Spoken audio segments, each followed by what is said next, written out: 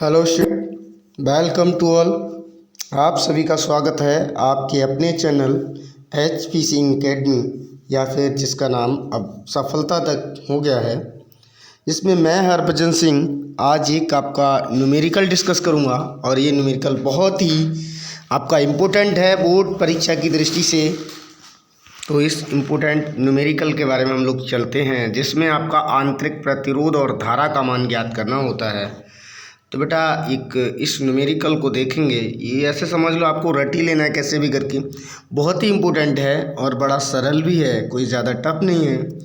तो क्या कह रहा है इसमें बेटा, कह रहा है किसी खुले परिपथ में एक सेल के, यानी कोई एक खुला परिपथ है, उसके एक सेल के प्लेटों के बीच विभवांतर 1.9 वोल्ट है।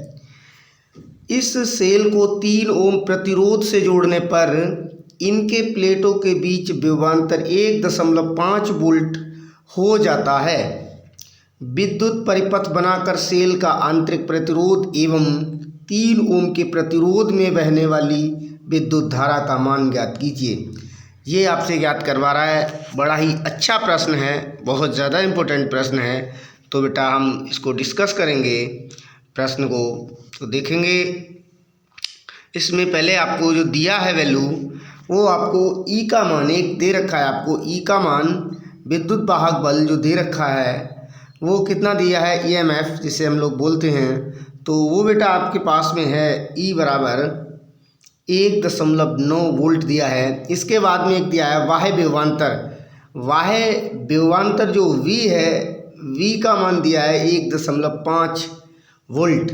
इसके बाद में बेटा बाह्य प्रतिरोध भी दिया है आपको, आर का मान कैपिटल आर इजिकल टू 3 ओम दिया है। यहाँ पर आपसे वो जो पूछा है बेटा, वो आंतरिक प्रतिरोध पूछा है। आंतरिक प्रतिरोध स्मॉल आर होता है। और दूसरा बेटा आपसे जो पूछा है वो आई का मान पूछा है, विद्युत धारा का मान। दो चीज़ें पूछी हैं। तो एक चीज़ समझिए बेटा, आप यहाँ से सबसे पहले आई निकाल सकते हैं। आपने ओम का नियम बेटा पढ़ा है, आई बराबर वी अपॉन आर, या फिर आपने पढ़ा होगा वी बराबर पढ़ा होगा आई आर।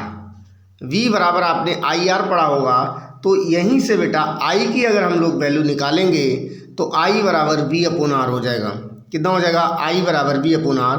तो वही हम लोग देखेंगे बेटा कि आई बराबर आपके पास देखिए, आई बराबर जो है, इस आई के बराबर जो है वो वी अपॉन आर है। क्या है, वी अपॉन आर। तो यहाँ से हमारे पास ये दोनों वैल्यू हैं बेटा। वी का मान जो है 1.5 वोल्ट है, और इसके बाद ये जो कैपिटल आर है इसका मान आपके पास में बेटा 3 है।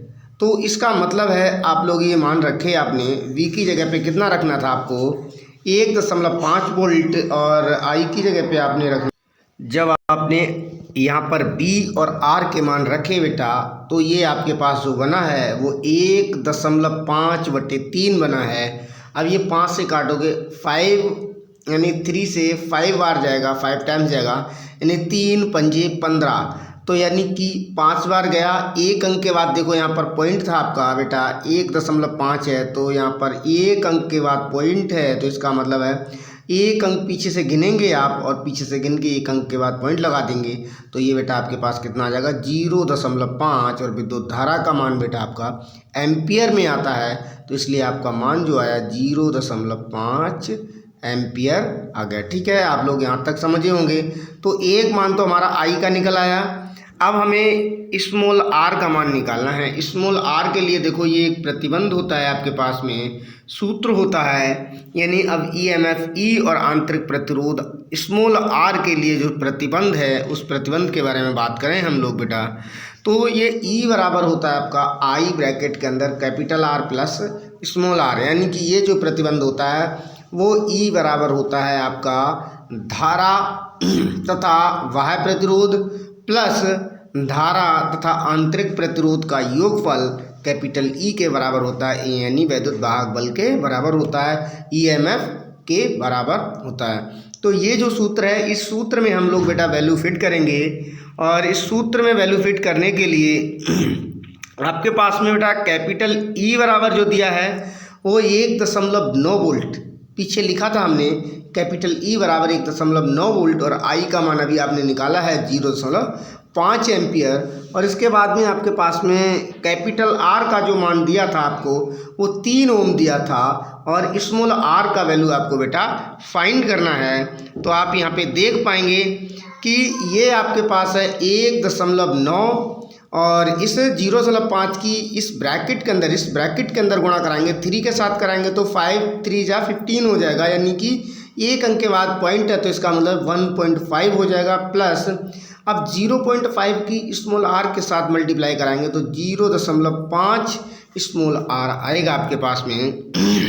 इसके बाद क्या होगा बेटा, इस वैल्यू में पक्षांतर करेंगे, यानी कि पक्षांतर में आपका बेटा 1.5 जो है, ये वाला 1.5 है वो 1.9 की तरफ लाएंगे तो ये बनेगा आपका पास बेटा 1.9 माइनस 1.5 बनेगा आपका। तो 1.9 में से 1.5 जाएगा तो ओनली 0.4 बचेगा बेटा। कितना बचेगा? 0.4।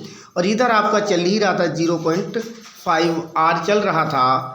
तो बेटा आप क्या करेंगे, नेक्स्ट स्टेप में यहाँ से जो आपके पास में बेटा 0.5 है, जो ये 0.5 है ये वाला आप 0.4 के बटे में ले जाए।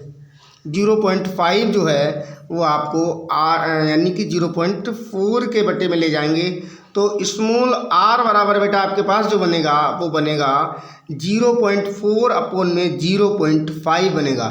तो अब ये पॉइंट से आप पॉइंट हटाएंगे और 0.5 यानी कि 5 से 4 में जब डिवाइड करेंगे तो पॉइंट लगा के बेटा, पॉइंट लगा के आप इस 4 के साथ एक 0 बढ़ाएंगे। क्या बढ़ाएंगे? 0 बढ़ाएंगे तो 40 हो जाएगा। जब 40 हो जाएगा तो 40 में 5 से डिवाइड करेंगे, यानी कि 5 8 40 कितना बार बेटा? 8 बार जाएगा। तो आपके पास 0.8 ओम निकल के आएगा। ये आपका आंतरिक प्रतिरोध का मान होगा। तो आप समझ पाए होंगे बेटा कि आई का मान आपके पास जो पीछे निकला था वो निकला था 0.5 एम्पियर, 0.5 एम्पियर। और यहाँ से आंतरिक प्रतिरोध का जो मान निकला है वो बेटा 0.8 ओम निकला है। तो आप लोग समझ गए होंगे कि जो वैल्यू है आपकी, तो इस हिसाब से आप समझ गए होंगे बेटा कि ये जो वैल्यू निकली हैं। तो ये क्वेश्चन यहीं तक था। तो क्या निकला? सेल का आंतरिक प्रतिरोध बेटा आपके पास में जो निकला है वो 0.8 ओम है और बहने वाली विद्युत धारा जो आई निकली थी वो 0.5 एम्पियर है। इसमें यही पूछ रहा था। और अगर इसके बेटा चित्र की बात करें तो चित्र क्या है, सिंपल है इसका चित्र। इस टाइप से आप देख सकते हैं। इसमें जो चित्र है वो यहाँ पर नहीं आ पाया है। इसमें इस टाइप से एक यहाँ जो होगा आंतरिक प्रतिरोध होगा और यहाँ पर एक बाह्य प्रतिरोध लगा होगा। इस टाइप से ये संरचना आपकी ऐसे करके बंद हो जाएगी। यहाँ पर ये स्मॉल आर होगा और यहाँ पर ये 3 ओम लगा होगा ये वाला प्रतिरोध। तो ये इस टाइप से चित्र बन नहीं पा रहा है सही से। तो आगे जो होगा यही चित्र बनाना पड़ेगा, ज़्यादा कुछ है नहीं चित्र में। तो इस हिसाब से आप इस सवाल को कर सकते हैं और ये समझ आया होगा। और आज के लिए इतना ही। वीडियो को लाइक कर दें, ज़्यादा से ज़्यादा दोस्तों में शेयर कर दें। आज के लिए इतना ही है। जय हिंद, जय भारत।